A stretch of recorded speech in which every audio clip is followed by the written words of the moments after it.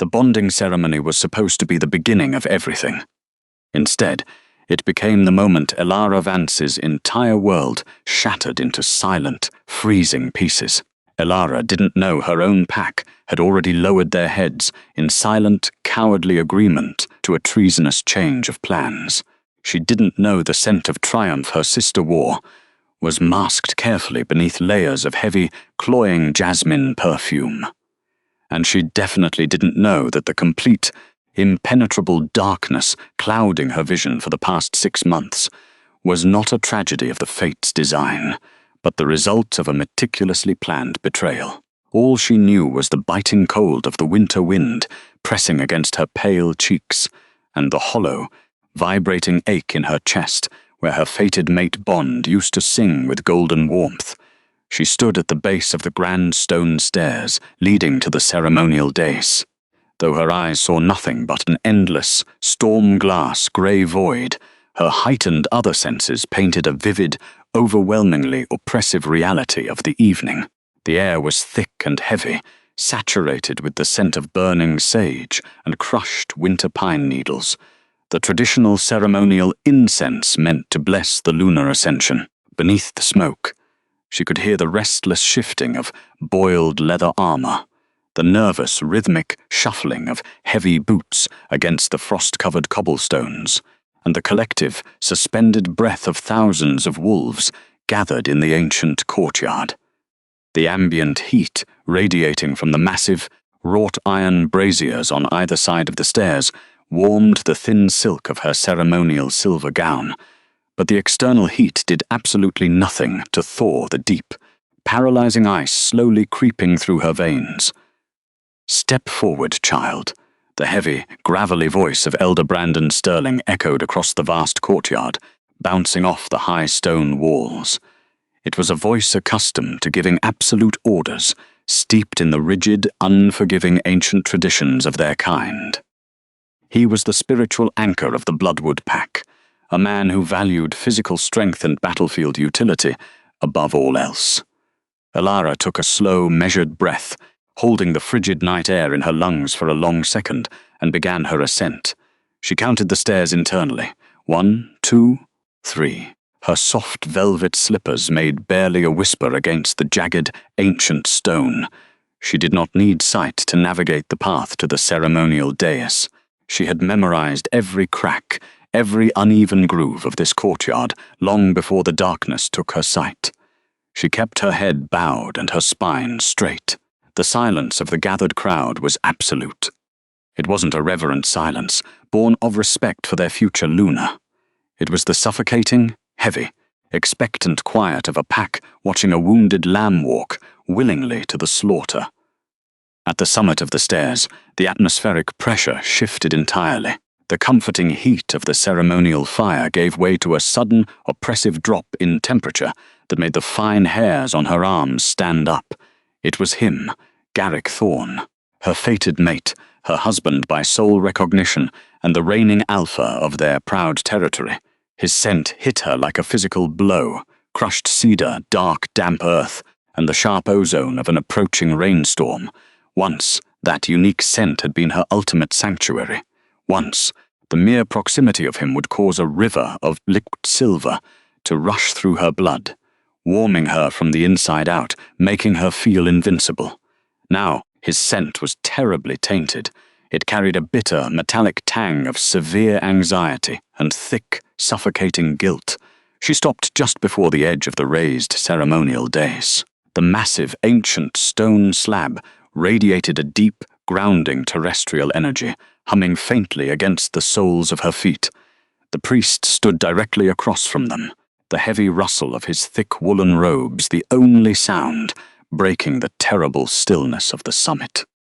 "We gather under the watchful eye of the ancestors," Elder Brandon began, his voice carrying the solemn, booming weight of generations of ancestors, to formalize the bond forged by the fates.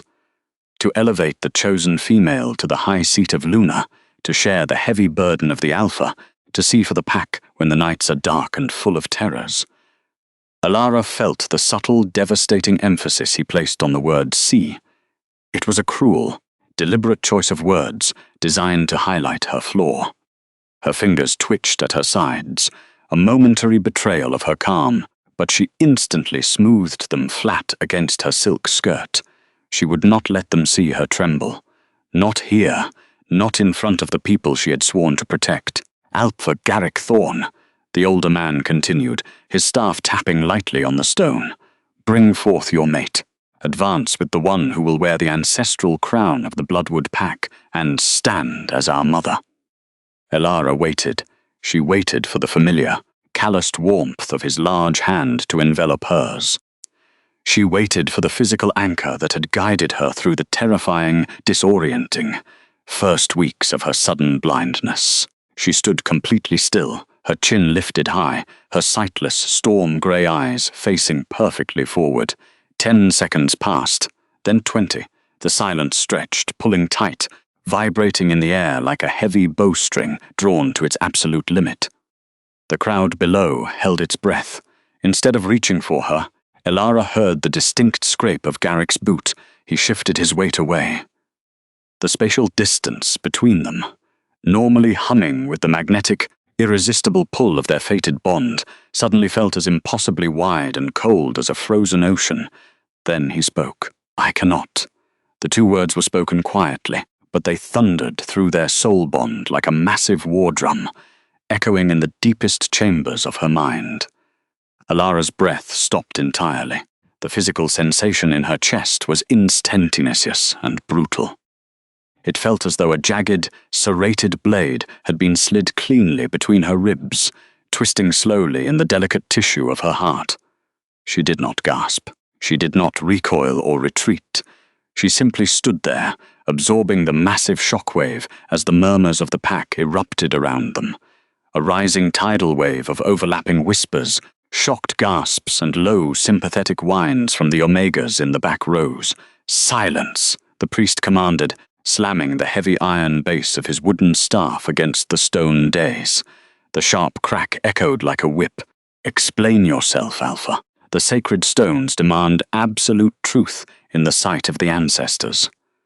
The Alpha's boots scraped against the frost-covered stone as he turned his body slightly, not facing the elder, but projecting his voice toward the crowd below. Facing her, though she could only track his position by the displacement of the freezing air and the heavy scent of his distress. A Luna must be the absolute strength of the pack. Garrick's voice rang out, totally devoid of the gentle warmth he used to reserve for her in the quiet, intimate hours of the night. He was projecting a false bravado. He was performing for the elders, for the battle-hardened warriors who respected only physical power and strategic utility. She must lead the border hunts. She must physically protect the vulnerable pups. She must track the threats that hide in the shadows of the forest. Elara is blind. She cannot even navigate her own chambers without assistance, let alone protect the vast territory we hold. A collective, dramatic gasp swept through the courtyard, followed instantly by a heavy, oppressive stillness that felt like a physical weight pressing down on Elara's shoulders. I need a Luna who can stand shoulder to shoulder with me in the coming territorial wars, the man continued, his tone hardening, aggressively trying to convince himself as much as the crowd. Not a fragile liability I must constantly hide and protect in the medical ward. The Fates. The Fates made a mistake, and as the reigning leader, it is my sacred duty to correct it for the ultimate survival of my people. Elara's heart slammed violently against her sternum. The sheer cruelty of his words stripped away the last protective layer of her soul. He wasn't just rejecting her mate claim, he was publicly humiliating her. He was reducing her to a broken, useless object in front of the exact people she had loved, healed, and served faithfully before the darkness claimed her eyes. I, Alpha Garrick Thorne, he announced, his voice dropping into the terrifying, absolute resonance of an Alpha command. The low frequency vibrated directly in Elara's teeth and rattled her bones. Reject you, Elara Vance, as my fated mate. I strip you of the title of Luna. He moved forward, his fingers icy and trembling as they clamped roughly around her left hand. With a violent, deliberate jerk, He tore the lunar eclipse ring from her finger.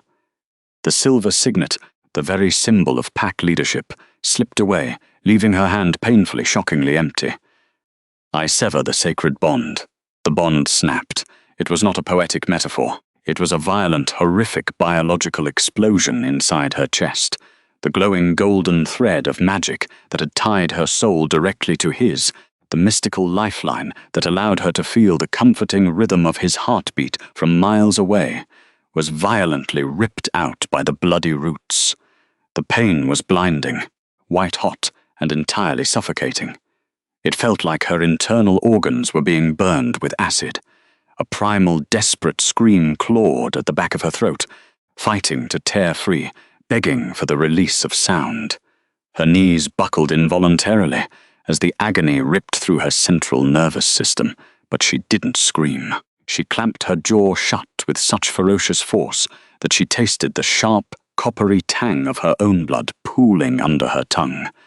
She forced her spine to lock into place. She commanded her trembling, weakening legs to hold her weight. Because begging wouldn't have changed the outcome. Crying would only give them the perverse satisfaction of witnessing her total ruin. She would not give him the memory of her breaking. The intense, burning heat of the severed bond rapidly cooled, instantly replaced by a sweeping, hollow ache. A terrifying, absolute numbness spread from the center of her chest all the way to her fingertips. Without the ambient warmth of his soul connected to hers, the physical world felt infinitely larger, unbearably colder, and terrifyingly empty. And in her place, Garrick's voice cut through the high-pitched ringing in her ears. He sounded breathless, as if the act of rejection had physically drained the life force from him too. I choose the one who has already proven her dedication to this pack. I choose Vanya Vance. The heavy, sickening scent of jasmine perfume suddenly bloomed near the base of the dais. The sharp, rapid, eager click of heels on the stone stairs signaled her sister's ascent. Vanya, her older sister. The woman who had gently served her medicinal tea every single morning since her vision first began to blur. The woman who had held her hand, stroked her hair, and cried crocodile tears when the pack doctors finally declared her blindness permanent. "I accept your claim, my alpha," the newly chosen Luna purred. Her voice dripped with practiced, theatrical devotion, barely concealing the vicious, undeniable tone of ultimate triumph. The distinct, fleshy sound of their hands clasping tightly together sent a fresh, violent wave of nausea through Elara's stomach. Eldebrandan cleared his throat, the sound sharp, brittle, and highly uncomfortable. The previous bond is broken. The new claim is in as acknowledged by the ancestors and recorded in the stones. Elara stood entirely alone on the edge of the raised ceremonial dais. The spatial vacuum around her felt like a physical canyon. Every single eye in the massive pack was fixed solely on her, holding their breath, waiting for the inevitable emotional collapse. They expected her to drop to the freezing stones. They expected her to weep loudly, to crawl toward his boots, to desperately beg Garrick to keep her as a concubine, as a lowly servant, as anything just to remain near the pack. She didn't. The blind woman slowly, deliberately turned her head toward the sound of Garrick's heavy, uneven breathing. She couldn't see his face. She couldn't see the pathetic mixture of political relief and agonizing, soul-crushing regret that was already beginning to crack his confident, handsome facade. She didn't need to see it. The sudden, bitter, pungent stench of his cold sweat told her absolutely everything. He was a coward, an arrogant, short-sighted boy playing at being a warrior king. With deliberate, agonizingly slow precision, Elara reached her hands up to her elegant collar. She smoothly flattened the fabric of her dress, ensuring not a single thread was out of place. Then she lowered her hands, crossed them delicately over her empty chest, and executed a flawless, deep, and utterly silent curtsy. It was the traditional, highly formal bow of a departing royal dignitary, executed with a cold, terrifying, majestic grace. She didn't say a single word. She didn't grant him the twisted mercy of her anger, nor did she validate his cruelty with her tears. turning her back completely on the Alpha, her treacherous sister, and the sacred stones. The rejected mate began the descent. 1 pace, 2 paces, 3. The massive crowd of wolves parted for her like the Red Sea, physically shrinking back from the sheer icy magnitude of her unbroken dignity. The silence in the courtyard was so absolute, so profound, that the only sound in the world was the soft, rhythmic rustle of her silk gown sweeping against the frozen stone. She walked away, leaving the bloodwood pack behind, leaving the shattered, bloody pieces of her heart on the ceremonial stones. 3 agonizingly slow hours later, the temperature inside the pack's isolated medical ward was suffocatingly cold.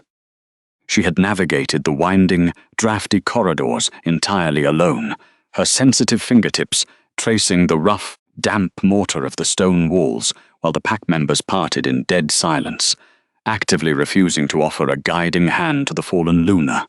Now, Elara sat perfectly still on the edge of the stiff, sterile examination cot, her hands folded neatly in her lap, her sightless, storm-grey eyes stared blankly at the far wooden wall. The initial violent physical shock of the severed bond had passed, leaving behind a heavy leaden weight. She felt entirely hollowed out, reduced to a lingering ghost trapped inside a living, breathing body. The sharp, metallic sound of glass vials clinking against steel's trays echoed loudly in the small, confined room. Dr. Julian Reed was pacing nervously back and forth, his rapid heartbeat, amplified dramatically by her newly heightened canine hearing, fluttered frantically like a trapped, panicked bird against his ribs. The man was absolutely terrified. "Your blood pressure is dropping dangerously low, Elara," the doctor finally spoke, his voice trembling slightly as he broke the heavy silence. He moved closer, the sharp, sterile smell of medical antiseptic and old, dusty paper clinging heavily to his white coat. But beneath the standard clinical scents, there was something else, a faint, powdery, sickeningly sweet residue, the unmistakable, lingering scent of midnight bellflowers. The core ingredient of the stardust elixir, it was the exact same rare, sweet poison she had smelled on her sister's hands for the past 6 months, a botanical anomaly that made her heightened senses twist with a dark, nameless dread. "It is merely the physiological shock of the severed bond, Dr. Reed," Elara replied. Her voice was eerily calm, smooth as glass, completely devoid of any emotional inflection. "Nothing more." "No, it isn't just the bond," the physician rasped, moving so close she could feel the erratic, nervous heat of his breath against her skin. "Your heart rate is terrifyingly irregular, Elara. Your pulse, it is struggling. There is a terrible strain on your system." He hesitated, swallowing hard. The faint scent of midnight bellflowers clinging to his coat seemed to spike with his sudden, paralyzing fear. I can only treat the physical symptoms of the severing." "You are afraid, Dr. Reed," she observed, softly, her sightless eyes tracking the rapid flutter of his heart. More afraid than a simple medical anomaly warrants. The doctor flinched back as if physically struck, his boots shuffling hastily against the floorboards. "I am merely concerned for your immediate survival," he whispered, his voice trembling with a terror that went far deeper than clinical worry. I cannot speak to anything else. The Alpha's word is absolute law." Before the physician could utter another word, the heavy oak door of the medical ward groaned open on its iron hinges. The temperature in the room instantly plummeted. Garrick entered. His heavy, armored boots thudded against the wooden floorboards, deliberate and terribly slow. The oppressive, heavy aura of an Alpha flooded the confined space, a biological mechanism designed to force immediate physical submission from any lesser wolf in the room. Dr. Reed immediately choked on his words and shrank back, his breath catching painfully in his throat as he lowered his head and exposed his neck in complete submission. But the crushing aura didn't touch Elara. The violently severed bond meant his command held absolutely no sway over her soul anymore. To her, he was just a large man occupying space in a small room, a stranger she no longer recognized. "Leave us, Dr. Reed," the Alpha ordered. The voice was gruff, strained, and exhausted. The doctor didn't hesitate for a fraction of a second, practically sprinting for the door and pulling it shut behind him with trembling hands. The metallic click of the latch sliding into place sounded like a gunshot in the tense, suffocating silence of the room. Garrick stood near the center of the room. He didn't approach the examination cot. He was deliberately keeping his distance, perhaps subconsciously afraid that being too physically close to her would crack the fragile, political armor of his new authority. "The Elder Council has convened," the man began, his tone highly formal, completely stripped of any personal history or past affection. "By ancient pack law, a rejected Lunar who survives the physical severing must be immediately reassigned to the lowest Omega quarters to serve, or she must leave the pack territory entirely." Elara remained perfectly, rigidly still. Her shoulders were locked tight and her chin angled slightly downward, presenting a flawless portrait of absolute composure. And what has the Great Alpha decided for the fragile liability he can no longer hide? She heard the sharp, sudden intake of his breath. The subtle, leathery creak of his armor indicated he had crossed his arms over his chest, a deeply defensive posture. "Vanya strongly believes your continued presence here will only cause unnecessary political division. The pack needs to heal from this transition. They need to look forward to the future, not backward at a broken, unfortunate mistake." "Vanya believes," Elara repeated softly, the words slicing through the cold, stagnant air like a master-crafted blade through silk, and the Alpha obeys like a well-trained pup. "Watch your tone," he snapped, the low, dangerous rumble of a wolf's growl vibrating deeply in his chest. "I am trying to be merciful, Elara. I am trying to give you a choice." "Mercy," she whispered, a humorless, dry, hollow sound escaping her pale lips. He moved one pace closer. The scent of crushed cedar washed over her again, but it brought absolutely no comfort, only a sickening, physical reminder of the ultimate betrayal. The loud, crisp sound of unrolling heavy parchment filled the physical space between them. The unmistakable, crinkling noise of official pack business. "This is the formal banishment decree," Garrick stated flatly. "It is a binding decree. If you sign it gracefully, legally acknowledging your voluntary departure, I will grant you a small allowance of travel rations and a guard to guide you safely to the southern human border towns. You can live out your remaining days among the humans, safe, fed, and forgotten." Elara tilted her head slightly to the left, actively tuning her canine hearing past his spoken words, listening intently to the rapid micro-tremors in his heartbeat. He was lying, or at the very least, he was hiding a massive, crucial detail. "And if I refuse to go to the human towns?" she asked smoothly, her voice betraying zero fear. "If I demand to stay within the ancestral pack boundaries, as is my undeniable right by birth and blood, then I will be legally forced to banish you to the northern fringe," he replied coldly, though a slight tremor betrayed his stoic facade. The Frostwood borderlands. A suffocating, heavy silence descended upon the medical ward, so thick it felt like water filling her lungs. The Frostwood borderlands was not a quiet border town. It was a lethal, unforgiving wasteland of jagged black ice, sheer, unscalable cliffs, and perpetual blinding blizzards. Worse, it was a cursed territory completely overrun by massive mutated rogue beasts, ancient, feral creatures driven completely mad by isolation and dark magic, hyper-aggressive to any shifter who dared cross their frozen path. It was an absolute death sentence. To send a blind, physically weakened female into the borderlands was a brutal execution in all but name. "Vanya suggested the borderlands, didn't she?" the blind woman asked, her voice steady, effectively dropping the temperature of the room another freezing degree. Garrick didn't answer immediately. The prolonged, heavy silence was a complete confession. "She believes it is the traditional, honorable path for a wolf who actively challenges the Alpha's decree. The ancestors will decide your ultimate fate in the snow." "The ancestors?" Elara murmured, a ghost of a bitter smile touching her lips. How incredibly convenient for you, both to hide behind the graves of the dead to justify the cowardly murder of the living." "It is not murder," the Alpha exploded, his large fist slamming violently down on the metal medical tray next to her cot, sending glass vials crashing and shattering onto the floor. The violent, sudden sound made Elara flinch internally, but her exterior remained carved from unyielding marble. "It is the law. You are wolfless. You are completely blind. You cannot survive here in a time of war, Elara. I cannot afford to expend warriors to protect you when the rogue attacks on our borders are increasing every single day. I am thinking of the survival of the pack." He was breathing heavily, his broad chest heaving with desperate, misplaced righteousness.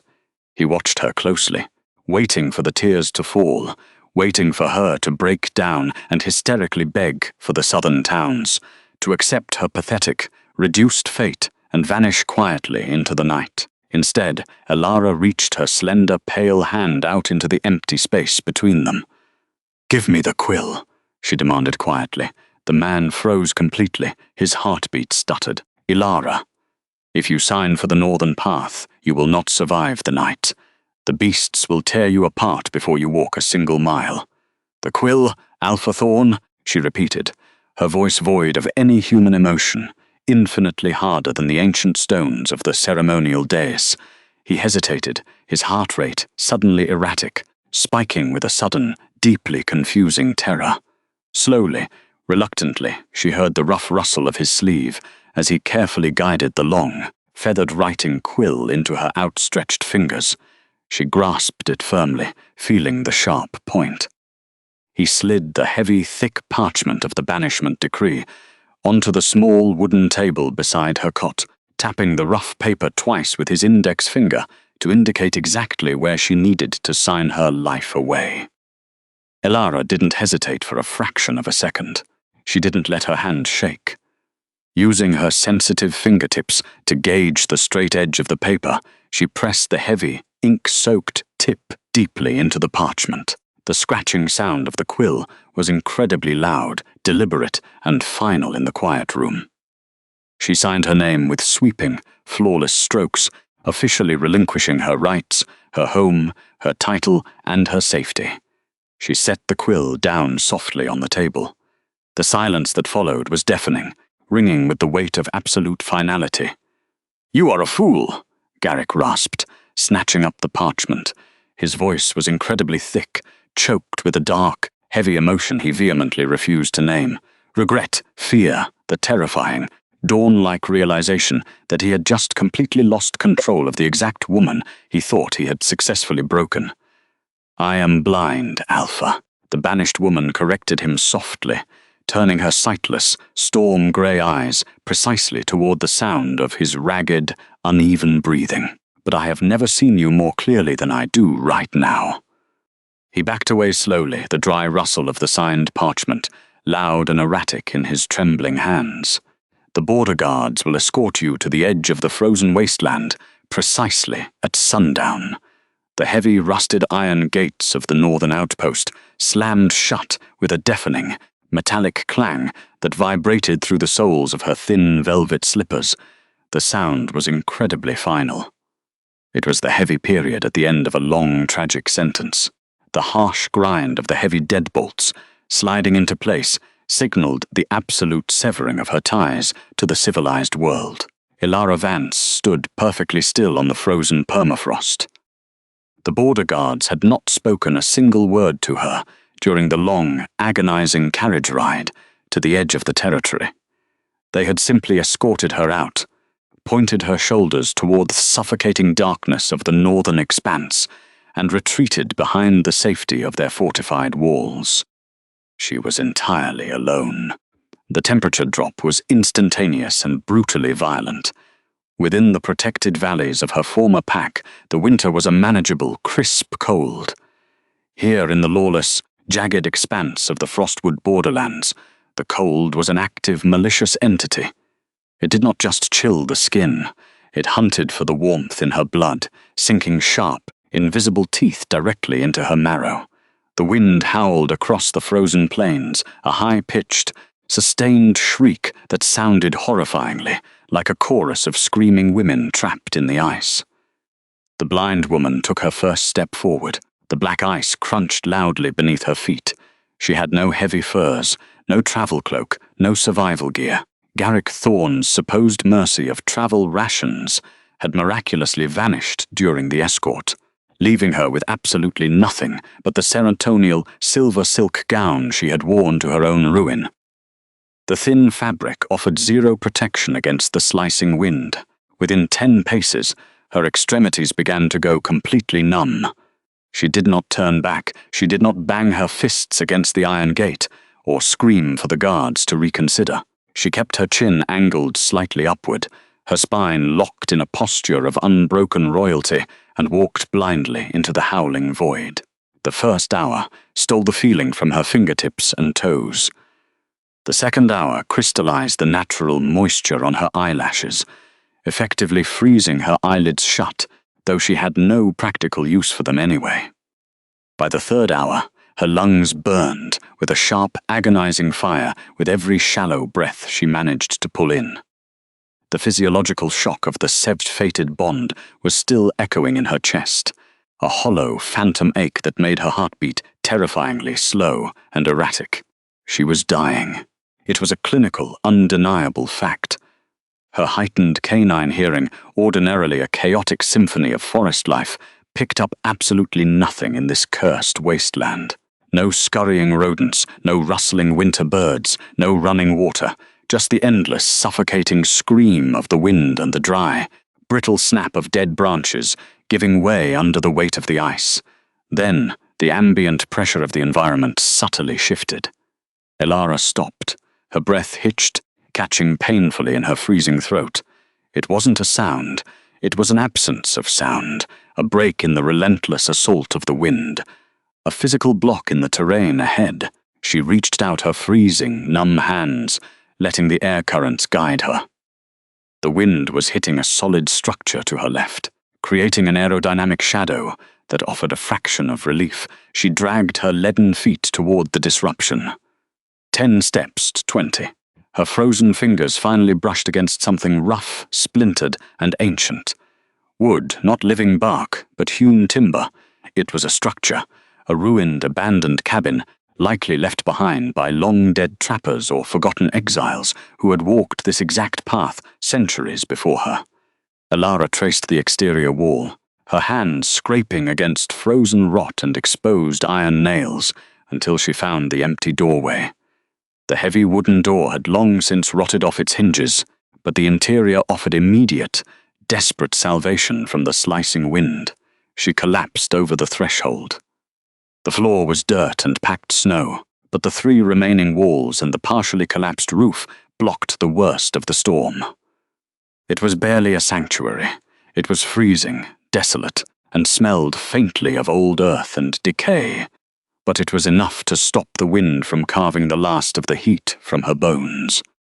She crawled deeper into the darkest corner, curling her trembling body into the tightest possible ball.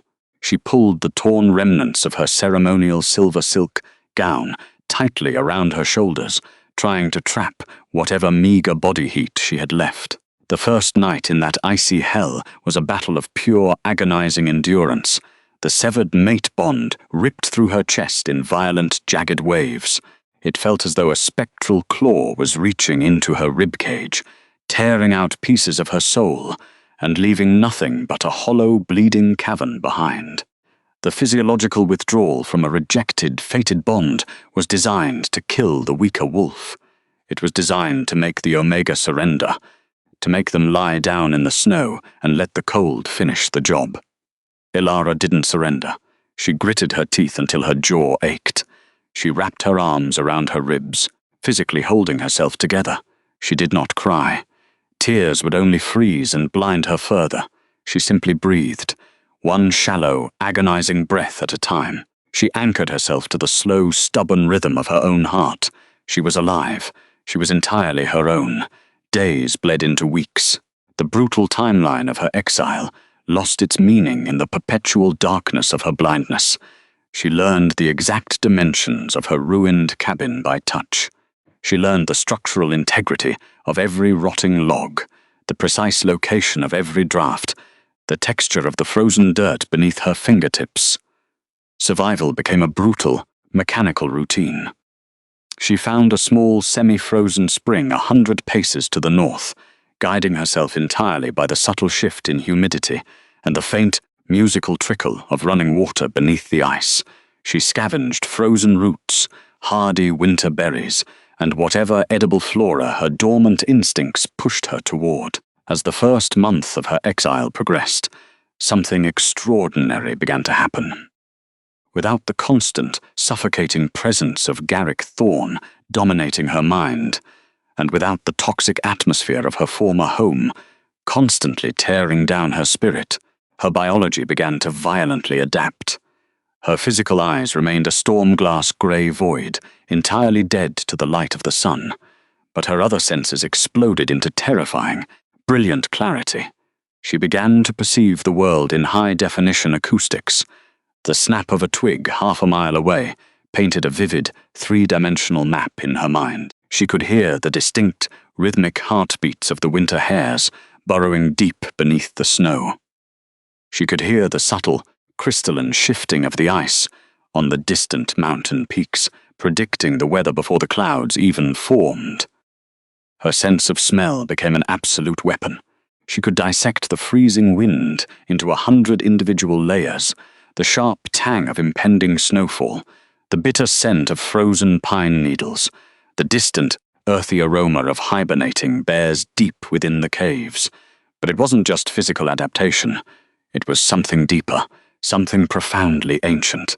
A strange, golden warmth began to hum in her blood.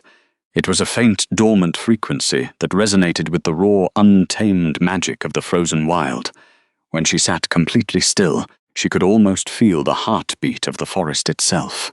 A deep, ancient pulse that recognized her not as an intruder, but as a long-lost daughter. She didn't understand the latent beast-taming lineage stirring within her, the absolute legacy of the ancient beast-tamers that her blood secretly carried. All she knew was that the wild did not frighten her. The wild welcomed her. On the 30th day of her exile, the absolute isolation of her sanctuary was broken. Elara was sitting perfectly still on a bed of dry pine needles she had painstakingly gathered, her hands resting calmly in her lap. The ambient temperature was well below freezing, but her body had adapted, running hot with the strange golden energy that now pulsed steadily in her veins. Then she heard it, the crunch of snow. It was faint, heavily masked by the howling wind, but to her newly awakened ears it was as loud as a war drum. Footsteps, bipedal, deliberate, but incredibly clumsy. Someone was approaching the cabin. Elara stood up slowly. She didn't panic. Her heart rate remained frighteningly steady. She stepped back into the deepest shadow of the ruined corner, letting the darkness conceal her completely. She tilted her head, analyzing the acoustic signature of the intruder. The steps were hesitant, dragging, not the heavy, confident stride of a bloodwood warrior, nor the lethal, silent approach of a seasoned assassin. The breathing was rapid, shallow, and laced with distinct chemical anxiety. Then the scent hit her. It cut through the smell of the pines and the snow like a sterile blade. Antiseptic herbs, crushed eucalyptus, bitter roots, and underneath it all, the sharp, pungent odor of absolute terror. Dr. Julian Reed, the pack physician, the man who had nervously checked her failing eyes for 6 agonizing months. The man who had stood silent and trembling in the medical ward while Garrick handed her the banishment decree. The footsteps stopped, just outside the ruined doorway. The man's breathing hitched violently. "Elara?" A voice rasped, trembling so violently it barely constituted a whisper. "Luna Elara? I am no longer the Luna, Julian," Elara said. Her voice was cool, smooth, and entirely devoid of the weakness he likely expected. It echoed off the rotting timber, a commanding, ghostly sound in the freezing air. Julian gasped, stumbling forward over the threshold. He fell to his knees in the dirt, his heavy medical satchel hitting the ground with a muffled, heavy impact. He was shaking uncontrollably, entirely unequipped for the brutal cold of the cursed territory, his breath plumbing in terrified white clouds. "You're alive," Julian breathed, his voice cracking with a mixture of profound relief and overwhelming guilt. "Goddess above, you're actually alive." I thought. Everyone thought. Everyone thought I would freeze to death on the first night. Elara finished for him. She stepped out of the shadows, the faint light from the broken roof illuminating her pale, ethereal face and her sightless, storm-grey eyes. She kept her posture perfectly straight. "Why are you here, Dr. Reed? Garrick explicitly forbade anyone from tracking me." "He doesn't know," Julian stammered, frantically tearing open the buckles of his leather satchel. The sounds of clinking glass vials and rustling paper filled the small space. "I slipped away during the border patrols. I had to come. I couldn't live with the guilt anymore. I brought supplies, blankets, dried meat, healing salves. "I don't need your blankets," Elara interrupted softly. "I need the truth." Julian froze. His hands hovered over the open satchel, trembling violently. The scent of his fear spiked, suddenly overpowered by a highly specific, sweet, and suffocating floral note leaking from the depths of his bag. Elara's nostrils flared, her heightened senses locked onto that exact scent instantly. It was faint, clinging to the leather interior of his medical supplies, but it was unmistakable. "Midnight bellflowers," Elara murmured, her voice dropping to a dangerous, silken whisper. Julian let out a choked, pathetic sob. He didn't try to deny it. He collapsed forward, pressing his forehead against the freezing dirt floor, completely abandoning his professional dignity. "I am so sorry," Dr. Reed wept, his words tumbling out in a desperate, frantic rush. "I swear to you, Elara, I never wanted to do it, but you threatened my family.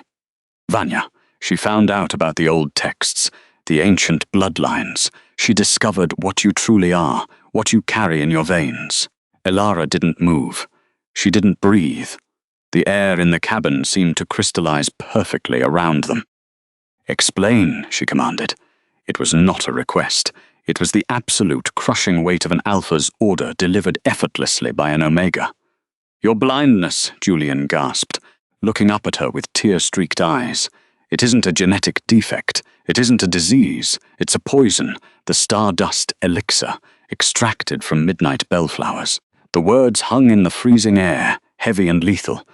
"Vanya forced me to synthesize it," Julian confessed, his voice breaking into a wretched whine. "For 6 months, I slipped it into your daily teas. It is a highly toxic, extremely rare paralyzing agent. It was meticulously designed to slowly destroy your optic nerves. Yes, but its true, darkest purpose was to suppress your spirit, to lock away your ancient beast-taming magic." Elara stared into the dark void of her vision. The flat, grey emptiness wasn't a biological failure. It was a cage, a chemical prison built by her own sister. "Why?" Elara asked.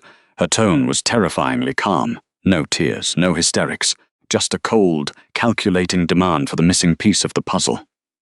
"Because she knew that if your lineage ever fully awakened, Garrick wouldn't matter. The entire pack wouldn't matter." Julian whispered reverently, staring up at her as if looking at a dormant, terrifying goddess. "You carry the blood of the ancient beast-tamers." Vanya wanted the lunar eclipse ring. She wanted the absolute authority of the Luna. But she knew she could never compete with your true strength, so she blinded you. She broke your body to keep the pack from realizing that the true, absolute power rested in your soul. The silence that followed was absolute. The wind outside the ruined cabin seemed to hold its breath. Elara Vance stood perfectly still, absorbing the sheer, devastating magnitude of the betrayal. Her own sister had systematically poisoned her. The pack physician had facilitated it out of cowardice, and Garrick Thorne, her fated mate, had been too arrogant, too blinded by his own ambition and Vanya's manipulation to see the rot spreading in his own medical ward. He had thrown her away because he thought she was defective. He didn't know he was throwing away a god-tier weapon. Did Garrick know? Elara asked quietly. No. Julian answered immediately, shaking his head. The Alpha is a fool. He only saw a weak, blind Omega dragging down his reputation. Vanya played him perfectly. A hollow, humorless sound escaped Elara's lips. It wasn't a laugh. It was the sound of a lock clicking open in her mind. The final, lingering threads of her attachment to Garrick simply snapped, dissolving into absolute nothingness. He wasn't a tragic victim of circumstance. He was a pawn. An easily manipulated, short-sighted idiot who had eagerly thrown his true mate to the wolves for a shiny ring and a lying bedmate. "I brought the neutralizer," Julian said frantically, pulling a small, heavy crystal vial filled with a clear, shimmering liquid from his bag. He held it out to her like a desperate offering to a wrathful deity. "It won't heal your eyes completely. The physical damage is too deep for normal medicine, but it will flush the stardust elixir from your blood. It will break the chemical seal on your magic. You can finally begin to heal." Elara slowly reached out, her sensitive fingertips tracing the freezing air until they brushed against Julian's trembling hand. She took the cool glass vial. The glass felt heavy, dense with the terrifying promise of clarity. "You took a massive risk coming here, Julian," Elara said softly, turning the vial in her fingers, feeling the subtle vibration of the magic trapped within the liquid. "I had to make it right," he pleaded. "Come with me. I have a carriage stationed a mile away. I can smuggle you out under the cover of the blizzard. We can get you to the human towns far to the south. You can remain concealed." Elara closed her hand tightly around the vial. The golden magic thrumming beneath her skin flared, a sudden, blinding rush of warmth that completely chased away the lingering cold in her extremities. Remain concealed.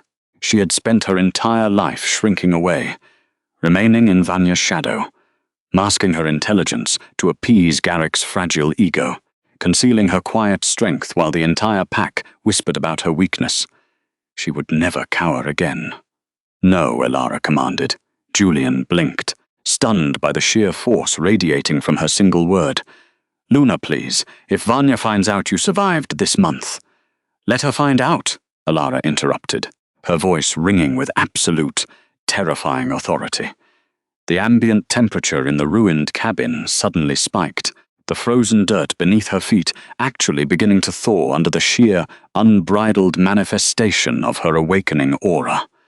She uncorked the crystal vial. The sharp, clean scent of the neutralizer hit her nose, entirely devoid of the sickening sweetness of the midnight bellflowers. Without a single moment of hesitation, she raised it to her lips and swallowed the bitter liquid in one smooth, defiant motion. The reaction was instantaneous and violently beautiful. A searing, liquid fire erupted in her stomach, rushing through her veins like a tidal wave of molten gold. It ripped through her bloodstream, hunting down the sickly, parasitic traces of the stardust elixir and burning them out of existence. Elara gasped, her hands flying to her eyes as a sharp, agonizing ache exploded behind her temples. The chemical cage wrapped tightly around her optic nerves was shattering, breaking apart piece by piece. Her physical vision remained dark, blocked by the physical scarring of the poison, but the overwhelming, suffocating pressure in her skull simply vanished, and in its place, a massive, terrifying expanse of spiritual power roared to life. Her perception expanded beyond the rotting walls of the cabin, stretching out into the deep, ancient woods of the northern fringe. She could feel the dormant beasts in the snow. She could feel the sleeping magic of the earth. "Leave the supplies, Dr. Reed," Elara whispered, lowering her hands. Her storm-grey eyes were wide, unseeing, but burning with a fierce, unnatural intensity that made Julian shrink back in awe and go back to the settlement. "But what will you do?" Julian asked, terrified by the sudden overwhelming pressure radiating from her fragile form. Elara turned her face toward the howling void outside the doorway. Her heightened ears could hear the distant, ancient rumbling of the deep woods. She could feel the wild, untamed magic of the north calling out directly to the beast-taming blood in her veins. "I am going to survive," Elara said quietly. "And then I am going to let them realize exactly what they threw away." By the 3rd month of the deep winter, the Frostwood borderlands had transformed into an inescapable nightmare of jagged black ice and perpetual twilight. King Kaelen Valerius moved through the ice-choked ravines like a phantom born of the storm. The absolute Lycan sovereign did not require an army for a border patrol. His presence alone was a catastrophic force of nature. He was a towering figure of pure, predatory lethality, wrapped in heavy black furs that absorbed the meager moonlight filtering through the dead pines. His silver hair whipped wildly in the biting wind, but his piercing, molten amber eyes remained fixed on the massive tracks carved into the permafrost. The air was thin and saturated with the stench of feral madness. Kaelen inhaled slowly, dissecting the freezing wind. He could smell the metallic tang of old blood frozen into the soil, the bitter rot of diseased tree bark, and the suffocating musk of rogue beasts. The massive tracks beneath his boots belonged to a living legend. Obsidian Shadow, a colossal, cursed rogue wolf beast that had terrorized the northern fringe for over a century, driven completely mad by dark magic. It was a hyper-aggressive killing machine that Kaelen had personally come to track and put down before it breached the southern valleys. Kaelen gripped the hilt of his calamity blade. The star metal weapon hummed faintly, reacting to the toxic magic of the territory. He moved with terrifying silence, scaling the sheer face of a black ice cliff to gain a tactical vantage point over the frozen valley below. His muscles coiled and released with perfect efficiency, his breathing completely silent. When the sovereign reached the summit, he crouched low, allowing the driving snow to camouflage his massive frame. He peered over the edge. What he saw in the moonlit valley below made the absolute ruler of the Lycan throne narrow his glowing gaze in cold disgust. It was her former pack's heavily fortified northern border outpost, and it was being systematically eradicated. A swirling vortex of snow and feral muscle had breached the outer palisades. A pack of 30 massive rogue beasts was tearing through the defensive lines with horrifying ease.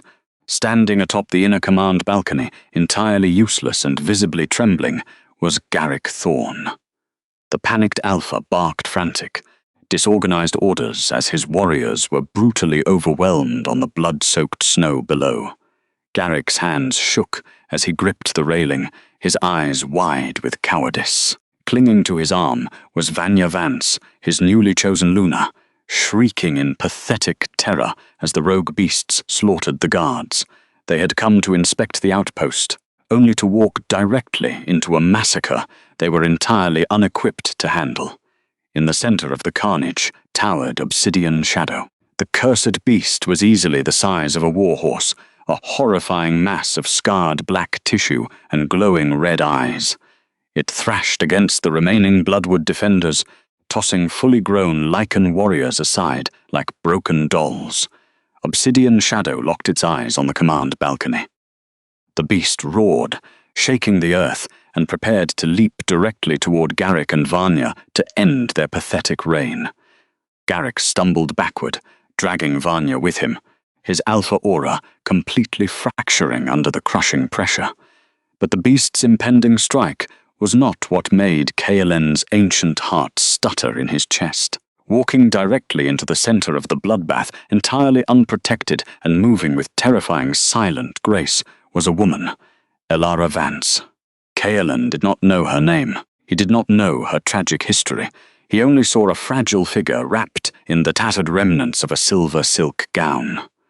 The thin fabric fluttered wildly, offering absolutely zero protection against the lethal environment. She wore no armor. She carried no weapon. Her storm-grey eyes were wide open, yet completely unseeing. Fixed blankly on the empty horizon, she was completely blind. To the Lycan King's hyper-tuned senses, her vulnerability was agonizingly obvious, yet incredibly, her heart rate was slow, steady, and utterly devoid of fear. Up on the balcony, Garrick froze, his breath catching in his throat as he stared down at the ruined, blind mate he had publicly rejected. Vanya's shrieks abruptly stopped, her face draining of all color. They recognized her instantly. The sovereign's hand tightened around the hilt of his calamity blade until the thick leather of his glove groaned under the immense pressure. The visceral urge to draw the blade, to leap down into the valley and slaughter every single beast before they could tear her fragile body apart, was overwhelming. His inner wolf roared, slamming violently against the inside of his ribs, demanding immediate, bloody intervention. He drew the weapon a single inch from its scabbard, the sharp, crystalline hiss of the star metal cutting cleanly through the ambient howl of the wind. But he stopped, his muscles locked into rigid stillness. An awakening was occurring, a phenomenon profoundly ancient, theoretically impossible, and breathtakingly beautiful. As the blind woman stepped purposefully between the cowering Bloodwood warriors and the raging epicenter of the rogue pack, the ambient barometric pressure in the valley subtly, undeniably shifted. Kaelen's piercing golden gaze narrowed, his pupils dilating to absorb the impossible sight. A faint, ethereal golden light began to radiate from the woman's pale, freezing skin, bleeding out into the icy air like a warm, slow-motion sunrise. It wasn't the aggressive, destructive, crackling magic of the warlords. It was a deeply resonant, ancient frequency, the sleeping magic of the earth itself, waking up to answer her call. Obsidian Shadow let out a deafening, bone-rattling roar that physically shook the heavy snow from the branches of the surrounding pines. The colossal rogue lunged forward, its massive jaws snapping open to crush the intruder in half, driven by a century of mindless, cursed rage. Garrick flinched, turning his face away in cowardice, expecting to hear the sickening sound of her death. Kaelen shifted his weight, his boots cracking the ice, ready to drop into the valley and intercept the lethal strike. "Peace," a voice echoed. It was spoken softly, scarcely above a whisper, but the sound carried the absolute, crushing weight of an ancient deity. The single word sliced through the howling wind, completely overriding the feral madness of the cursed territory, vibrating directly in the marrow of every living creature in the valley. Elara did not flinch. She did not raise her arms to protect her face. With slow, agonizingly deliberate precision, she raised one slender, bare hand into the freezing air, offering her open palm to the charging nightmare. The massive rogue beast slammed to a halt mere inches from her outstretched fingers. The sheer kinetic force of its sudden, violent stop kicked up a massive, blinding cloud of snow, completely enveloping them both in a swirling white mist. Kaelen held his breath, his heart pounding a frantic, heavy rhythm against his sternum. The silence that followed the impact was heavy, absolute, and terrifyingly thick. As the snow dust slowly settled, the Lycan King witnessed a miracle that defied every established law of their kind. Obsidian Shadow was not tearing her apart. The horrifying monster, the undefeated nightmare of the icy wastes, was trembling violently. The blood-red madness in its glowing eyes was flickering, warring with an unseen force, before slowly giving way to a deep, primal clarity. Elara took one final, fearless step forward and gently pressed her bare, freezing palm directly against the beast's massive, heavily scarred snout. The physical touch was a spark, dropped into a powder keg of ancient magic. A brilliant, pulsating ring of golden energy exploded outward from the exact point of contact, sweeping across the blood-stained snow in a rapid, silent shockwave. Wherever the warm light touched, the oppressive, malicious cold of the borderlands instantly fractured and dissolved. The feral rogues surrounding them, beasts that knew only violence and hunger, instantly dropped to their bellies. They tucked their tails in absolute, unquestioning submission, emitting low, harmonious whines of reverence. Obsidian Shadow let out a long, shuddering exhale that ruffled the tattered edges of Elara's gown. The massive beast slowly, reverently bowed its enormous head, pressing its forehead deeply into the snow at the blind woman's feet. It surrendered completely. It yielded to the true sovereign of the wild. On the command balcony, Garrick Thorne collapsed to his knees, his jaw slack, his entire worldview shattering into irredeemable pieces. Vanya Vance covered her mouth, her eyes wide, with a horrific realization. The blind, wolfless Omega they had mocked, poisoned, and discarded had just single-handedly dominated a cursed legion that their entire combined military force could not even scratch. Kaelen Valerius exhaled a ragged, disbelieving breath. His iron grip on the calamity blade finally loosened, the weapon sliding back into its scabbard with a soft click. He had spent his entire long life commanding vast armies, enforcing dominance through sheer, brutal physical strength and political terror, but this was not dominance. This was pure, unadulterated sovereignty. The ancient beast-taming lineage, a sacred bloodline thought to have been completely eradicated centuries ago, was alive. It was breathing, bleeding, and standing right in front of him, hidden within the fragile frame of a discarded, blind outcast.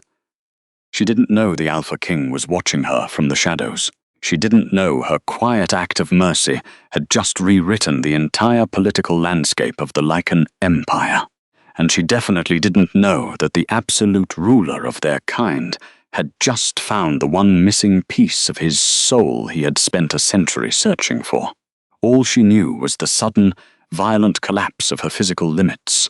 The golden aura surrounding Elara violently sputtered, flickering like a dying candle, and then collapsed entirely. The massive expenditure of ancient spiritual energy, compounded by the catastrophic malnutrition of 3 months in brutal exile, finally demanded its lethal toll. The blind woman's knees buckled, her delicate frame folding inward as the magic abandoned her veins. Simultaneously, the sky above the valley cracked open. The unpredictable, highly lethal weather of the borderlands unleashed a sudden, fierce mountain blizzard. A solid wall of blinding white snow and hurricane-force winds slammed into the outpost with the devastating force of an avalanche. Obsidian shadow whined in sudden distress, attempting to physically shield the fallen woman with its massive, furry body.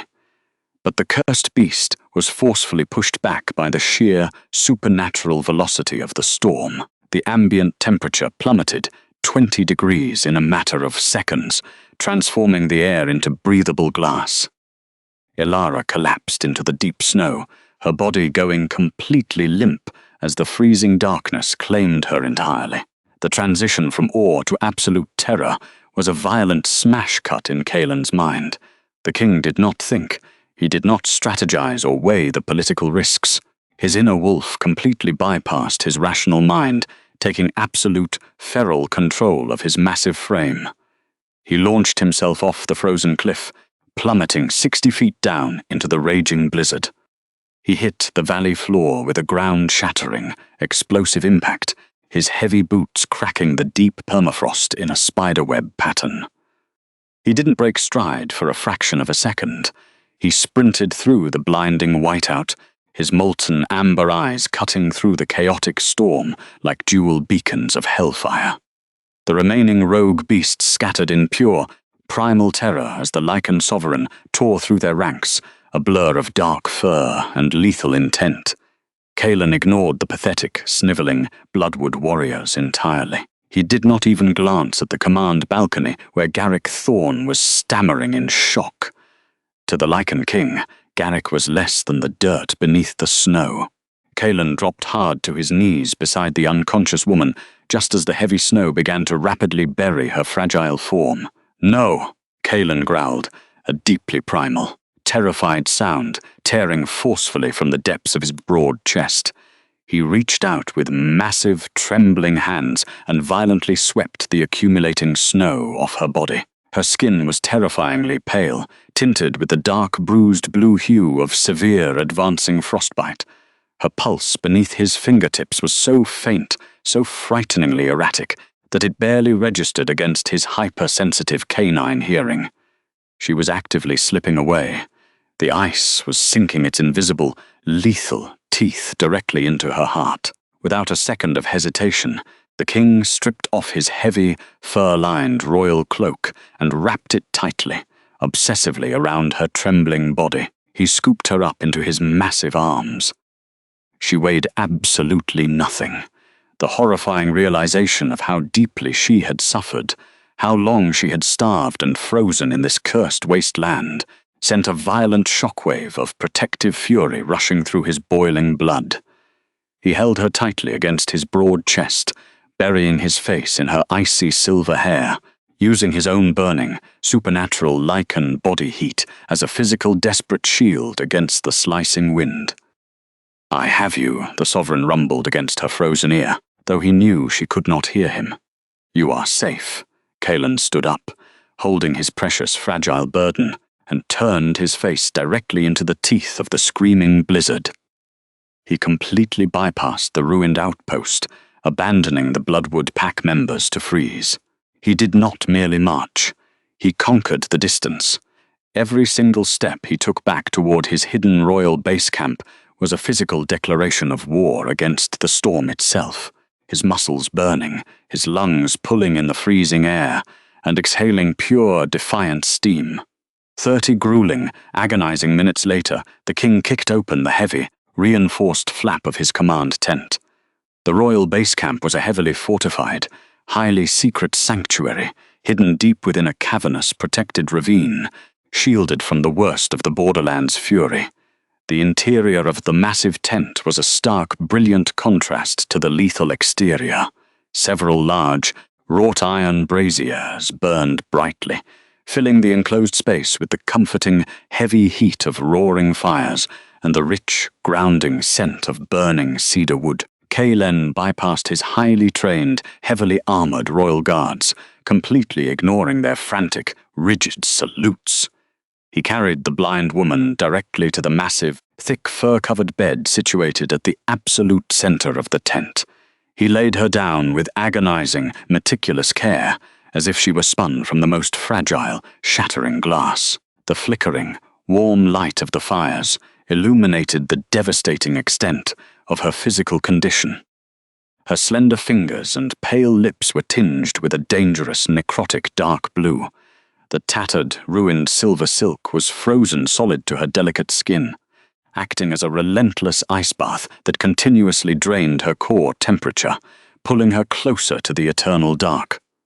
"Bring me the medical supplies now, and leave us," Kaelen commanded. His voice was a low, terrifying, gravelly vibration that demanded instant, unquestioning obedience. The seasoned guard scrambled in terrified silence, depositing a heavy, ornate leather chest of royal supplies near the foot of the bed before fleeing the tent and sealing the heavy canvas flap tight behind them. The Sovereign knelt beside the bed. The silence in the tent was sudden and heavy, broken only by the sharp, popping crackle of the flames and the weak, terrifyingly shallow hitch of Elara's failing breathing. He needed to act fast, but he needed to be incredibly, painstakingly gentle. With precise, careful movements, Kaelen used a small, sharp dagger to expertly slice away the frozen, restrictive remnants of her ruined gown. He preserved her dignity by keeping her completely covered beneath the thick, thermal wolf pelts, exposing only the frostbitten flesh he needed to treat. Once the freezing, damp fabric was safely removed, he channeled his innate power.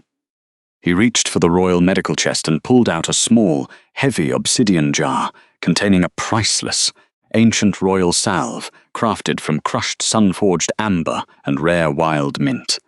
It was specifically designed to act as a conduit for a Lycan sovereign's royal healing magic, pulling lethal frostbite from the deepest tissues and knitting dying flesh back together.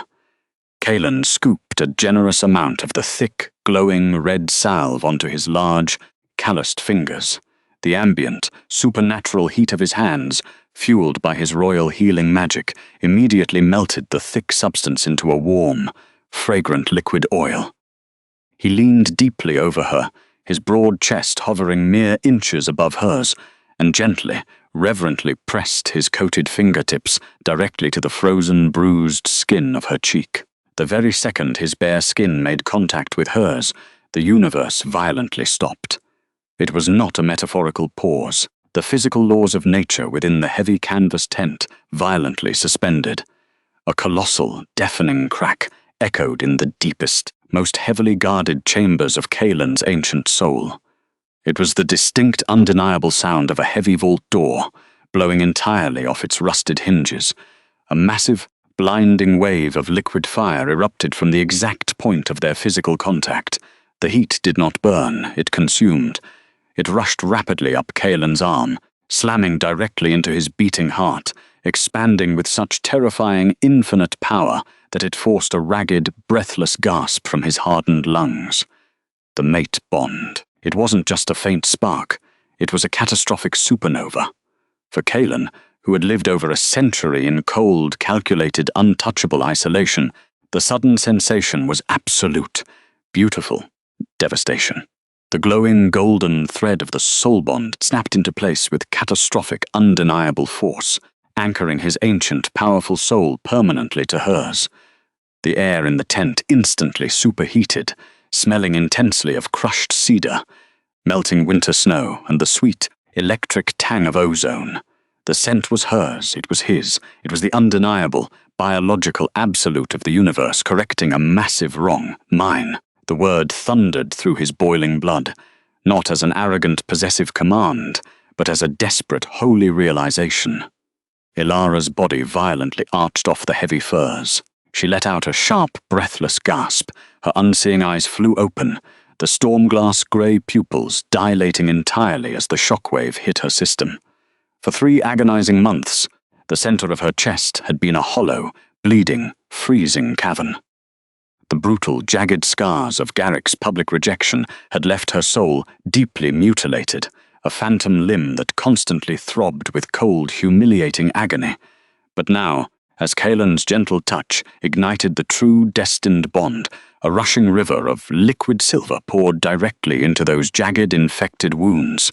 The ancient, royal healing magic of the Lycan King acted as a divine, immediate suture. The agonizing, hollow ache was instantly flooded with a blinding, fiercely protective warmth. The broken, ragged edges of her soul bond were being aggressively, lovingly stitched back together, not by her own fading power, but by the sheer, unyielding devotion radiating from the massive man hovering protectively above her.